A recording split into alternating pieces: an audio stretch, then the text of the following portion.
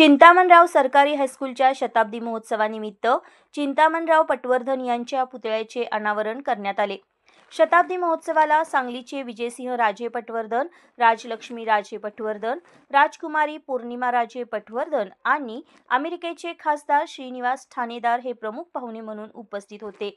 प्रारंभी सराफ गल्ली येथून शाळेपर्यंत शोभायात्रा काढण्यात आली। शोभायात्रेत प्रमुख पाहुणे आणि माजी विद्यार्थी मोठ्या संख्येने उपस्थित होते। शाळेचे माजी विद्यार्थी आणि आमदार अभय पाटील यांच्या नेतृत्वाखाली या शताब्दी महोत्सवाचे आयोजन करण्यात आले होते। खासदार जगदीश शेट्टर यांच्या हस्ते चिंतामणराव पटवर्धन यांच्या पुतळ्याचे अनावरण करण्यात आले। शाळेतील शिक्षकांचा यावेळी सत्कार करण्यात आला।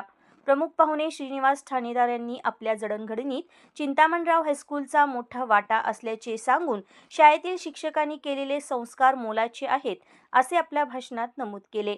महापौर मंगेश पवार आणि खासदार जगदीश शेट्टर यांनीही आपले मनोगत व्यक्त केले। यावेळी राजलक्ष्मी राजे पटवर्धन यांनी 10वीच्या परीक्षेत विज्ञान आणि इंग्रजी विषयात सर्वाधिक गुण घेणाऱ्या विद्यार्थ्यांना प्रत्येकी 50,000 रुपये रोख रक्कम बक्षीस म्हणून दरवर्षी देण्याचे जाहीर केले।